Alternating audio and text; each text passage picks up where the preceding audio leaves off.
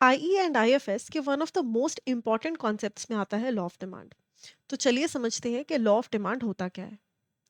तो जब भी किसी कमोडिटी का प्राइस गिरता है, हम उसकी और ज़्यादा क्वांटिटीज़ कंज्यूम करने लगते हैं। ऐसा इसलिए होता है क्योंकि अब हमें कम प्राइस पर ज़्यादा क्वांटिटीज़ मिल रही हैं। हमारी जो सेटिस्फैक्शन डिराइव्ड है from consuming that commodity, that increases.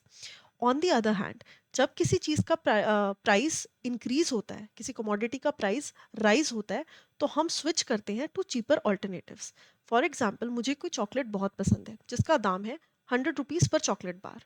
लेकिन कल मैं मार्केट गई एंड आई सॉ कि उसका प्राइस इंक्रीज हो गया टू 120 रुपीज़।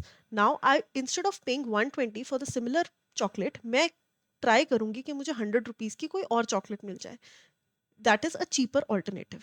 और क्योंकि मार्केट्स में सब्सटीट्यूट्स हमेशा ही अवेलेबल होते हैं, इस वजह से जब भी किसी पर्टिकुलर कमोडिटी का प्राइस इंक्रीज होता है, लोग सब्सटीट्यूट्स पर स्विच कर जाते हैं।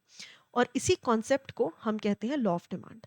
तो लॉ ऑफ डिमांड एक लॉ है जो कि दर्शाता है inverse relationship between price of a commodity and it's demand. But इसमें एक एजम्पशन है जो हमें हमेशा ध्यान में रखकर चलना है। वो एजम्पशन ये है कि ओन प्राइस के अलावा वो सारे फैक्टर्स जो कि डिमांड को इम्पैक्ट करते हैं, जैसे कि कंज्यूमर की खुद की इनकम, टेस्ट एंड प्रेफरेंसेस, उनके एक्सपेक्टेशंस अबाउट फ्यूचर, ये सब चीज़ें कांस्टेंट हैं। इसके अलावा ओन प्राइस और डिमांड, ये जब भी इंटरैक्ट करते हैं तो law of demand comes into play.